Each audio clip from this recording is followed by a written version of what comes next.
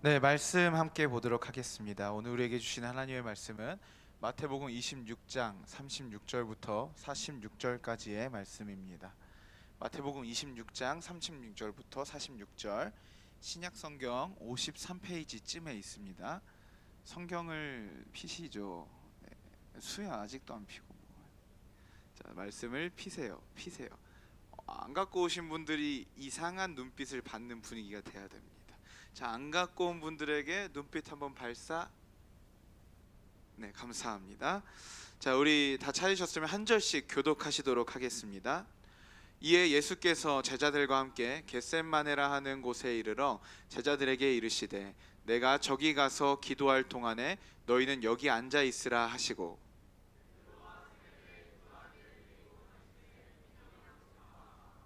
이에 말씀하시되 내 마음이 매우 고민하여 죽게 되었으니 너희는 여기 머물러 나와 함께 깨어 있으라 하시고,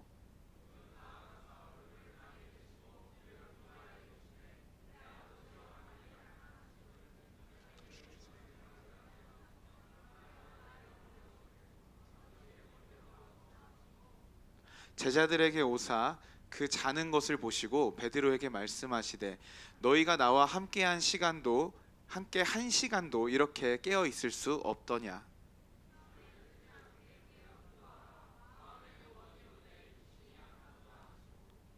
다시 두 번째 나아가 기도하여 이르시되 내 아버지여, 만일 내가 마시지 않고는 이 잔이 내게서 지나갈 수 없거든 아버지의 원대로 되기를 원하나이다 하시고,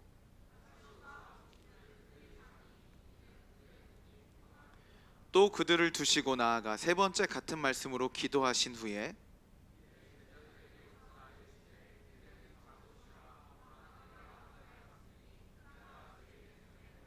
함께 읽겠습니다. 일어나 함께 가자. 보라, 나는 파는 자가 가까이 왔느니라. 아멘. 네.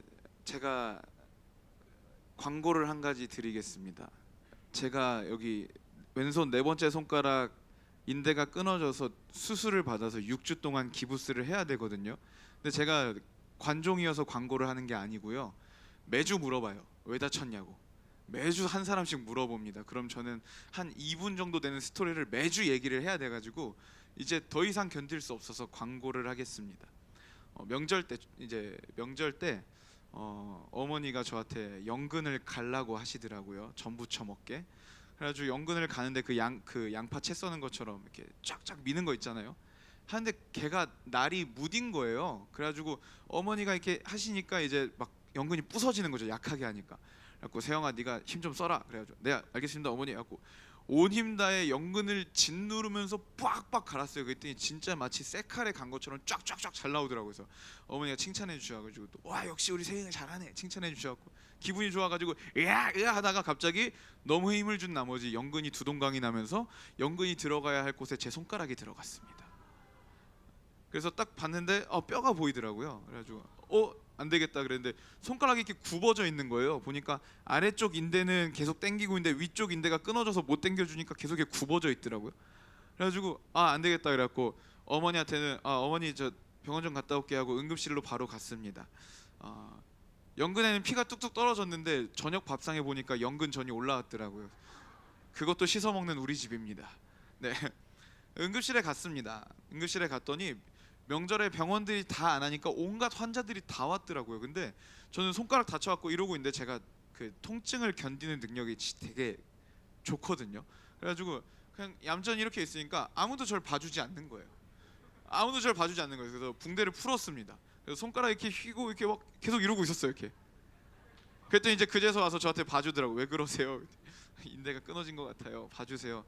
그랬더니 잠깐만요. 위급한 환자가 너무 많아요. 그랬는데 보니까 막 저기는 막 진짜 얼굴을 막 다 이렇게 막 맞아가지고 아파갖고 오신 분도 있고 막 딱 봐도 저는 꼴등이에요. 심각성으로 딱 봤을 때. 그래갖고 2시간 동안 기다렸습니다. 2시간 동안 이렇게 앉아서 기다리는데 저도 근데 앉아서 기다리는데 인정했어요. 내가 기다려야 된다. 저 사람들이 급하다. 누가 봐도 알겠더라고요. 그래서 조용히 기다리고 있는데 기도를 했습니다. 하나님, 이거 인대가 일부만 끊어졌으면 수술 안 해도 되고 그냥 약물 치료 받고 이렇게 그냥 하면 된다는데 하나님 저 수술 받기 싫습니다. 사역도 계속 해야 되고 기타 칠 일도 많은데 하나님 이 손가락 그냥 살려주십시오, 회복시켜 주십시오. 이렇게 2시간 동안 기도하는 시간을 가졌어요. 그래서 혼자 조용히 앉았고 옆에서 대기하던 동생도 집에 보내고 혼자 조용히 앉아서 하나님 뭐 이렇게 도와주세요, 이거 낫게 해주세요, 간절히 기도했습니다. 근데 기도를 계속 하는데 그냥 그런 생각이 들더라고요. 이걸 통해서 하나님이 내게 하시고자 하는, 전달하시고자 하는 하나님의 뜻이 있겠다, 그런 마음이 기도를 계속하다 보니까 들더라고요. 그래서 제가 그렇게 기도했습니다.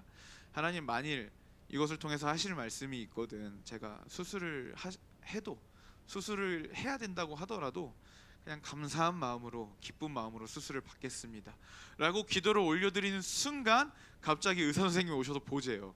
그래갖고 아싸 이러고 갔는데 보더니 이거 심각한 거네 그러면서 빨리 봉합을 해야 된다고 수술대 위로 갑자기 저를 앉히는 거예요.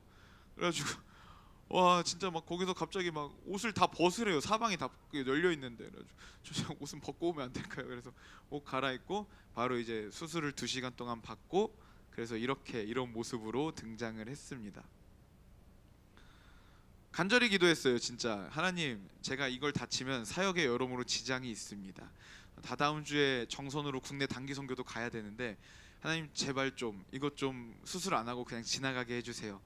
근데 하나님의 뜻은 그것과 다르더라고요. 그래서 수술을 하게 되었습니다. 그렇게 기도를 하면서 떠오른 말씀이 바로 오늘 우리가 읽은 본문의 말씀입니다. 우리가 읽은 본문은 예수님께서 잡히시기 전에 마지막 모습입니다. 잡혀서 십자가에 달리시기 전에 마지막 모습인데요. 예수님은 유월절 식사를 마치시고 제자들과 함께 감람산이라는 곳에 가셔서 충격적인 말씀을 하십니다. 얘들아 잘 들어봐. 너희가 이제 오늘 밤에 나를 다 버릴 거야. 또 우리 베드로 형님 또 나서시죠. 주님, 다른 사람들은 몰라도 나는 버리지 않습니다. 딱 그래갖고 베드로야, 너는 나를 버리는 것도 모자라서 3번이나 부인할 거야. 막 이런 식의 충격적인 말씀을 하시죠. 그리고 나서 그곳에 있는 겟셋마네라는 동산으로 이제 다른 제자들은 두고 베드로, 요한, 야고보만 3명만 데리고 겟셋마네라는 동산으로 가십니다. 겟셋마네에 도착한 예수님은 오늘 우리가 읽은 37절에 보시면 고민하고 슬퍼하셨다라고 말합니다. 여러분, 예수님 고민하시는 거 본 적 있으신 분? 예수님 고민하시는 거 본 적 있으신 분? 막 나병 환자가 왔는데 얘를 어떻게 고치지? 어저께도 고쳐달라고 했는데 오늘은 고쳐주실까? 고민되네 한 거 보신 적 있으신 분? 없죠? 예수님 고민하는 거 본 적 없죠? 저는 여기서 봤어요. 예수님은 고민하고 슬퍼하셨습니다. 좀 더 정확하게 표현하면 매우 깊은 슬픔에 빠져 있고 매우 큰 고민에 눌려 계신 거예요. 여러분, 우리에게 어떤 문제가 왔을 때 거기에서 사정없이 눌려가지고 신음하고 낑낑거리는 우리의 모습 기억나시죠? 저는 기억이 납니다. 예수님이 그 모습을 하고 계셨다라는 거예요. 천하의 예수님이 고민하시는 모습, 이것은 우리에게 매우 충격적입니다. 그런데 그 당시의 제자들에게는, 함께 동행했던 3명의 제자들에게는 얼마나 충격적이었을까요? 예수님은 정말로 단 한 번도 그 어떤 상황에서도 당황하시거나 고민하신 적이 없으신 분이에요. 근데 그분이 고민하시면서 뭐라 그래요? 내 마음이 고민하여 죽게 되었으니 너희가 여기 머물러 나와 함께 깨어 있으라. 무슨 말입니까? 나 지금 진짜 힘들어서 죽을 것 같아 얘들아. 그러니까 여기서 나를 위해서 기도해줘 라는 말씀을 하신 거예요. 예수님이 기도 부탁을 하신 거예요. 놀라워라. 여러분, 혹시 주변에 태산같이 크신 분이, 태산같이 강한 사람이 여러분들이 쉽게 의지하고 여러분들이 정말로 너무 마음적으로 의지하는 사람이 사정없이 무너지는 것을 보신 적이 있습니까? 아직 없었으면 다행이네요. 저는 그런 모습들을 살면서 몇 번을 경험을 했는데요. 제자들의 마음이 이때 그 정도 충격이지 않았을까 하는 생각입니다. 여러분, 예수님은 하나님이십니다. 그러나 동시에 완전한 사람이십니다. 그래서 예수님도 고민하시고 슬퍼하시고 줄이시고 졸리시고 하셨다라는 것을 우리는 잊으면 안 됩니다. 여러분, 그러면 무엇이 예수님을 이렇게 고민하게 하였습니까? 그것은 39절을 보시면 알 수가 있습니다. 39절 띄워주세요. 네, 보시면 뭐라고 기도하십니까? 아버지여, 만일 할만하시거든 이 잔을 내게서 지나가게 하옵소서. 이 잔은 뭐냐면요, 예수님께서 이제 바로 앞에 앞두고 계시는 십자가의 형벌을 의미합니다. 지금 예수님의 기도는 어떤 기도냐면요, 하나님, 내가 이 십자가를 지지 않고 모든 사람을 구원할 다른 방법이 있다면 그렇게 해주십시오. 좀 더 쉽게 말하면 뭐예요? 아버지, 나 십자가 지기 싫습니다 라는 이야기를 하고 계신 겁니다. 놀랍지 않죠?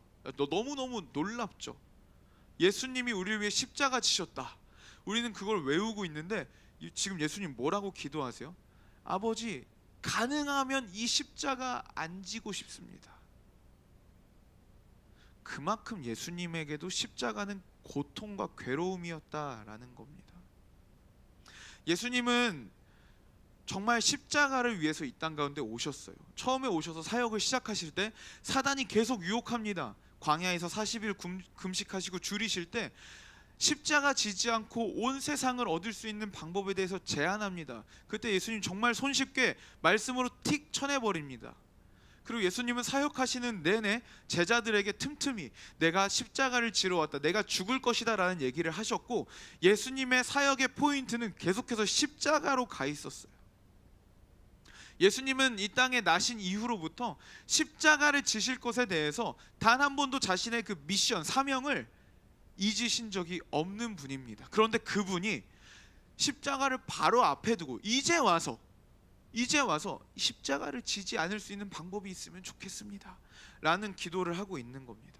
그만큼 예수님께도 십자가는 말할 수 없는 고통이었고 정말 어려운 것이었습니다. 그냥 단지 육체가 고통스럽게 죽는 것, 조롱과 멸시를 받는 것, 내가 하나님인데 이런 취급을 당하는 것, 그것이 고통스러웠다기라기보다는, 여러분, 예수님 어떤 분입니까? 육체를 입고 이 땅 가운데 오셨지만 죄를 아시는 분이에요? 모르시는 분이에요? 죄와는 관련이 없으신 분이에요. 아예 죄랑은 아무 관련이 없으신 분이에요. 그런데 그분께 십자가의 심판 때 어떤 일이 일어납니까? 정말로 태초부터 이 세상 끝날까지의 모든 죄악이 예수님께 덤탱이가 씌워지는 거예요.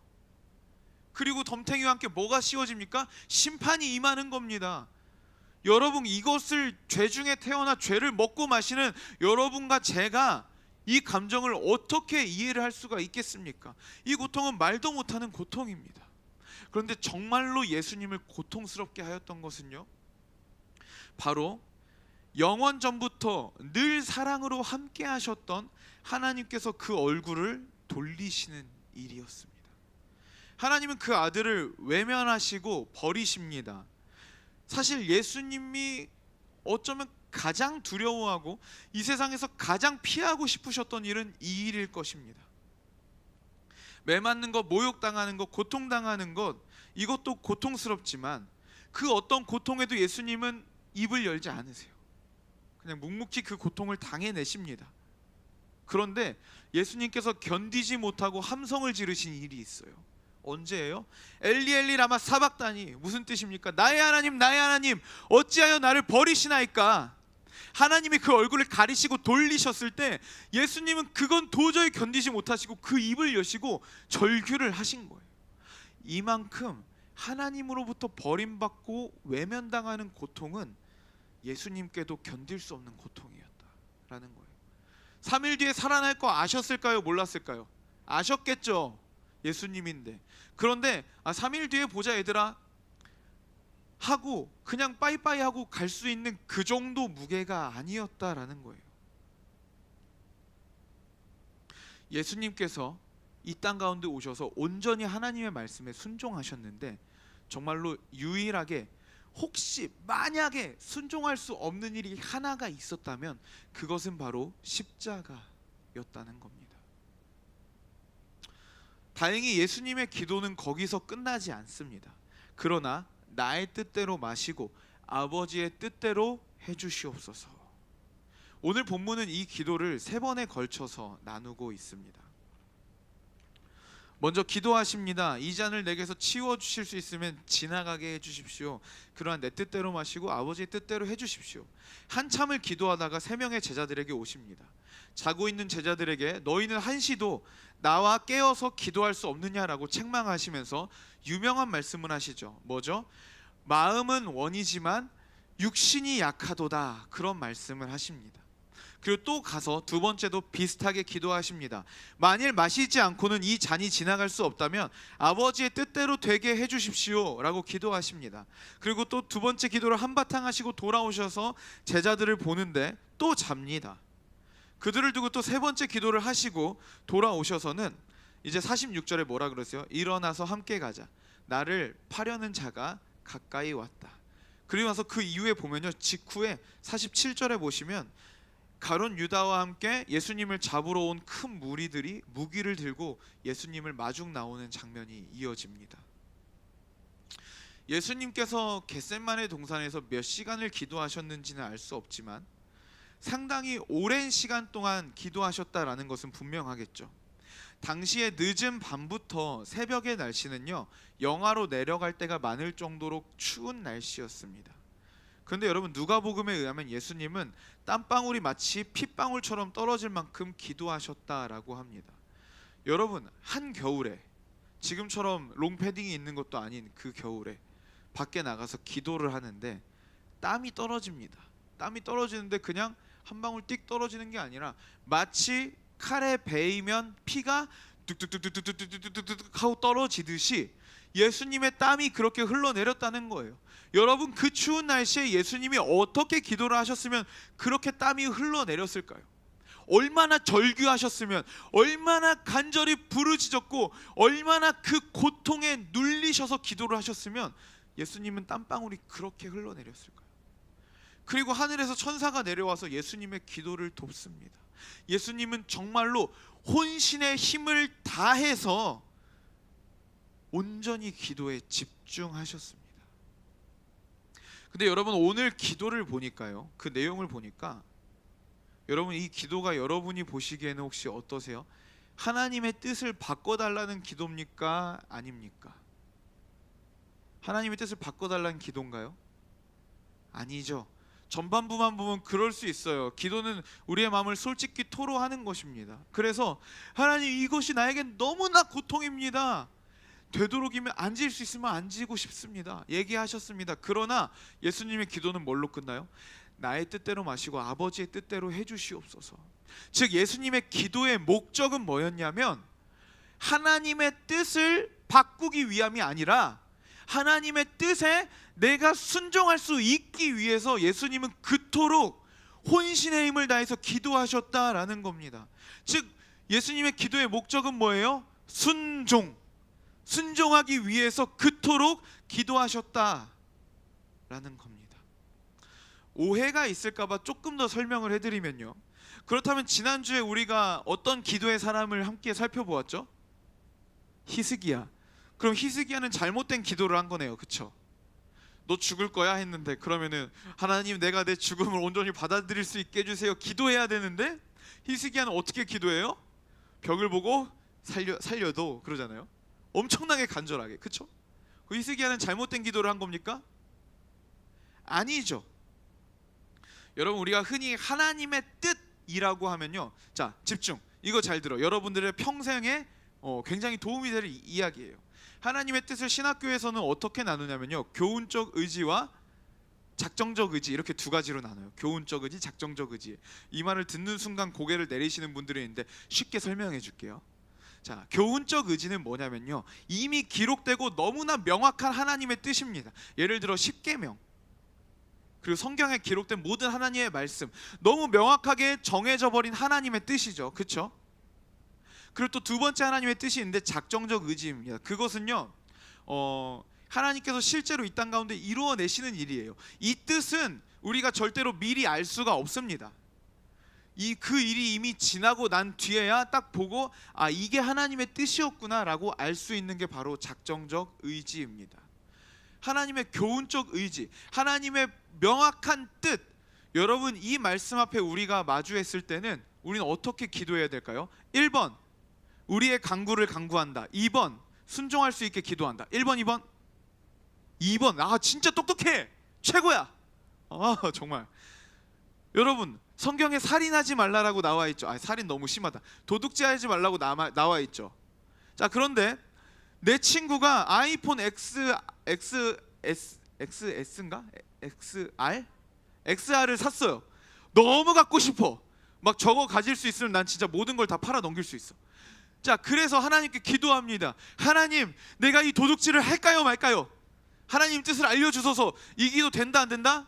안 된다. 왜냐? 이건 하나님의 교훈적 의지니까. 이때는 무슨 기도를 해야 돼요? 하나님 내 안에 탐심이 들어왔습니다. 몹쓸 탐심.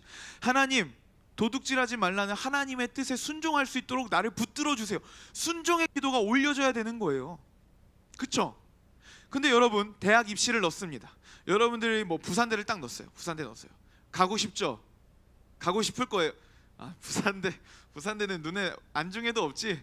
자 2학년이 올라가면 부산대가 보입니다. 3학년이 올라가면 부산대가 위에 있습니다. 여러분 화이팅! 자 부산대를 넣습니다. 부산대를 넣는데 기도합니다. 근데 뭐라고 기도해요? 주 뜻대로 하소서. 주님 뜻대로 하십시오. 어차피 주님 뜻대로 할 거면서. 이렇게 기도합니까? 아니죠. 주여 부산대 꼭 가고 싶습니다. 이렇게 기도하겠죠. 아 이게 기도할 거잖아. 나만 그래?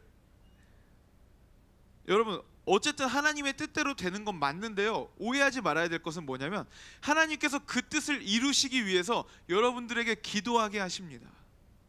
그러니까 정말 정해지지 않은 하나님의 뜻, 우리 입장에서 정해지지 않은 하나님의 뜻을 놓고 기도할 때에는요 진짜 간절하게 여러분들의 소원을 당당하게 요구하세요. 그러나 이미 명시된, 이미 정해진 하나님의 그 뜻 앞에 여러분 우린 뭐라고 기도해야 돼요? 순종을 기도해야 되는 거예요. 요즘 참 많은 친구들이 용서하지 못해서 힘들어합니다.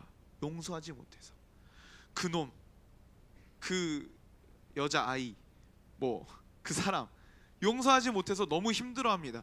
여러분 그때 우리는 뭐라고 기도해야 할까요? 하나님 내가 그 사람 용서해야 됩니까? 하나님 뜻이 뭡니까? 이렇게 기도해야 될까요? 아니죠.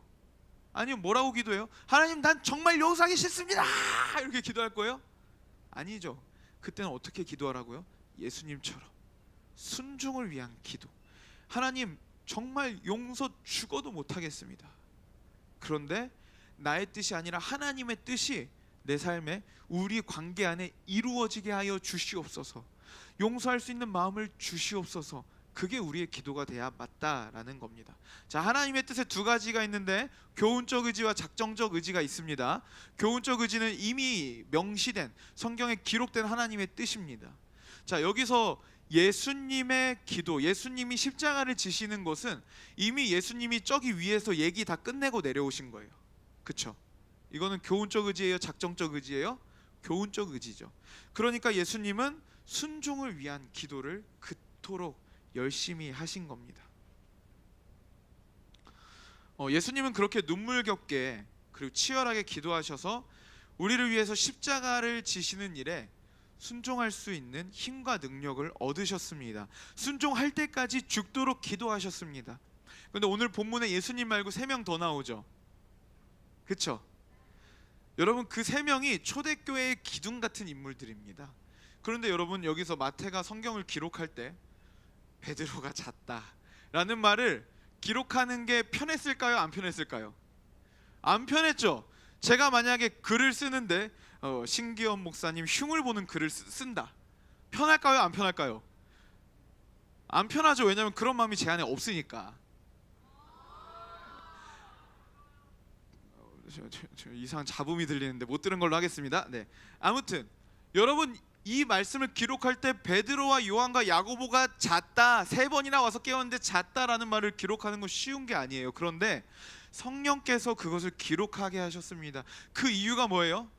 순종으로 죽기까지 기도해서 순종에 이르는 한 사람과 정말로 육신의 연약함을 극복하지 못하고 그대로 좌절하고 자신의 뜻대로 그냥 잠을 자버린 이 3사람을 대조하기 위함입니다. 예수님께서 뭐라 그러십니까? 자고 있는 제자들에게 마음은 원이로되 육신이 약하다. 오해하시면 안 된 게 뭐냐면 마음은 막 예수님 위해서 막 너무 기도하고 싶어, 간절해. 그런데 전날 밤 잠을 조금 잤어. 그래서 육신이 약해, 체력이 약해요. 그래서 막 잠들었어요. 막 이렇게. 이런 걸로 해석을 하면 안 되고요. 이해하기 쉽게 말하면은 여기서 약하다라는 것은 악하다에 가까운 의미입니다. 하나님께 순종하는 일에 약하다.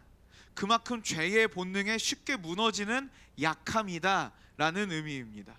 제자들은 하나님의 뜻에 순종하는 일에 하염없이 약했습니다. 우리 안에는 두 가지 마음이 언제나 부딪히고 전쟁이 일어나죠. 첫 번째, 하나님의 뜻에 순종하고자 하는 마음이 우리 안에 있습니다. 그런데 우리가 그 마음이 언제나 이기나요? 아니죠.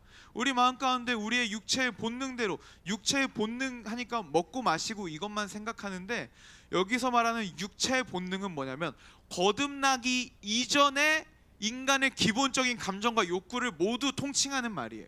그러니까 뭐예요? 미워하고 싶어요, 때리고 싶어요, 욕하고 싶어요. 다 이게 육체의 욕구라는 말에 포함이 되는 겁니다. 우리 안에 이 성령의 욕구와 육체의 욕구가 맨날 부딪히죠. 근데 우리 이깁니까? 자, 10번 붙으면 몇 번 이깁니까? 손가락으로 표시해 보세요. 10번 붙었다. 몇 번 이깁니까? 아빈아, 가운데 손가락을 들면 어떡해? 놀랬잖아. 아빈이는 10번에 2번 이기고요. 오성아, 몇 번 이기니? 오성이 빵번. 자, 수야 몇 번 이기니? 4번. 자, 4번 나왔습니다. 더 없습니까? 저는 이번 주에 곰곰이 생각을 해봤어요. 저 진짜 열심히 치열하게 살면 한 3번 정도 이기더라고요. 수야, 나와. 너가 설교해. 우리는 이렇게 하나님의 뜻에 순종하는데 하염없이 약합니다. 악해서요. 그래서 우리는 늘 하나님의 뜻 앞에 거의 대부분 하나님의 뜻이 아니라 내 마음, 내 뜻, 내 욕구대로 살아갈 때가 너무나 많다라는 거예요. 그것이 바로 마음은 원이로되 육신이 약하다라는 겁니다. 오늘 본문은 예수님의 순종과 제자들의 한계를 동시에 보여줌으로써 하나님께 순종하고 선을 행하고 싶어도 육체가 연약하여 하나님의 뜻대로 살 수 없는 인류의 비참함을 보여줌과 동시에 죽기 살기로 기도하심으로써 순종하고 생명의 길, 순종의 길을 여신 예수님을 명확하게 대조를 하고 있는 것입니다.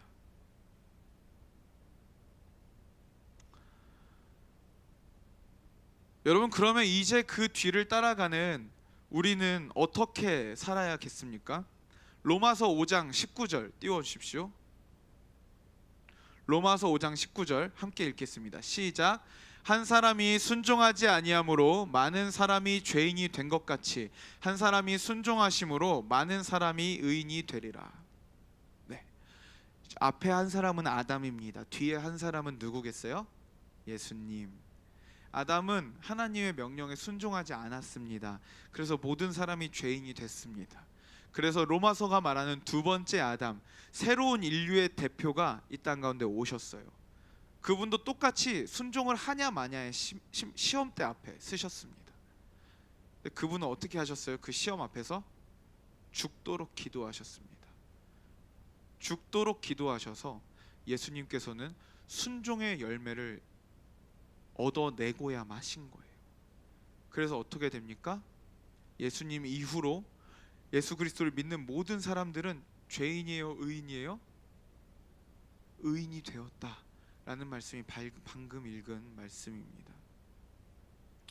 여러분, 우리에게 이 생명의 길이 어떻게 열리게 되었는지 여러분 기억하시기를 바랍니다.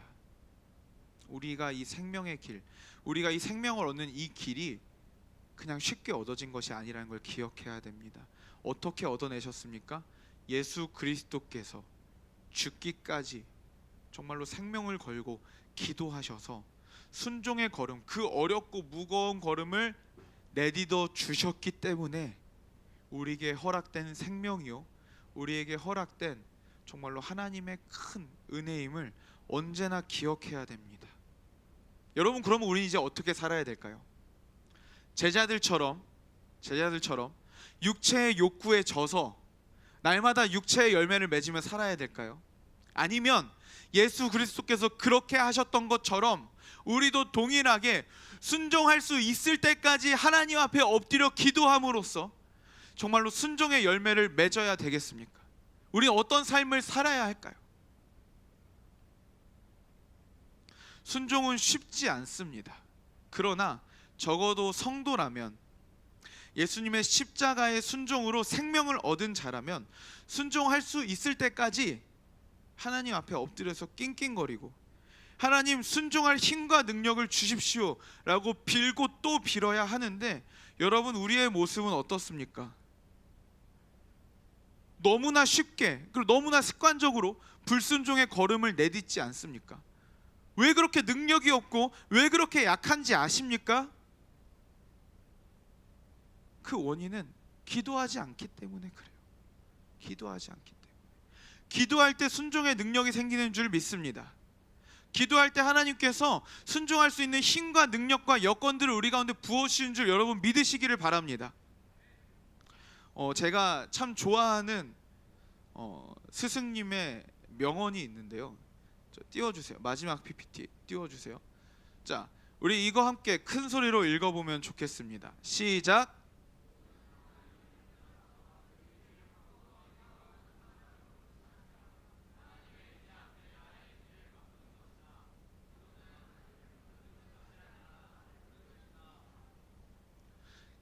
기도는 하나님을 흔드는 것이 아니라 나를 흔드는 것이다. 아멘. 여러분 정말로 그런 사람 됐으면 좋겠어요. 어떤 사람이 하나님을 소중히 여기는 사람인지 아세요, 여러분? 어떤 사람이 하나님이 우선된 사람인지 아세요? 위대한 일을 행하는 사람이 아닙니다. 하루 24시간 중에 20시간을 주님을 위해 사는 사람이 아닙니다. 진짜 하나님이 소중한 사람은 어떻게 티나는지 아세요? 하나님의 순종의 명령 앞에, 하나님의 그 말씀 앞에 순종하는 자예요. 순종. 근데 순종이 쉽습니까? 어렵습니까? 어렵죠. 그래서 어떻게 해요? 하나님 앞에 엎드립니다. 엎드려가지고 하나님 죄송합니다. 순종이 쉽지가 않습니다. 도와주세요 제발. 언제까지 엎드려 있는다고요? 순종할 수 있을 때까지. 순종할 수 있을 때까지 하나님 앞에 엎드려서 기도합니다. 예수님 보세요. 그렇게 기도하시더니 담담하게 당당하게 내려와서 십자가의 길로 다시 걸어가시는 모습 보십시오. 여러분 우리 예수님께 배우기를 원합니다. 순종할 수 있을 때까지 기도하고 기도로 순종의 능력을 얻는 우리 모든 고등부 친구들 되시기를 정말 간절히 축복합니다. 우리가 이 시간에 함께 기도하면 좋겠어요. 우리 기도합시다. 어떻게 기도하냐면요, 우리 그동안 너무 쉽게 불순종을 선택했죠. 너무 쉽게 하나님의 뜻에 순종하고자 하는 시도조차 안 해보고 불순종의 길을 걸어갔던 우리의 모습을 회개합시다. 그리고 또 기도합시다. 하나님, 우리에게 생명길을 여시기 위하여 순종할 때까지, 할 수 있을 때까지 기도하셨던 예수님처럼 하나님, 우리도 순종할 수 있을 때까지 기도하는 자, 순종할 수 있을 때까지 엎드리는 자 되기를 원합니다. 주님, 우리 마음 가운데 그러한 힘과 능력을 부어주시옵소서. 우리 그렇게 함께 기도하며 나아가겠습니다. 기도합시다.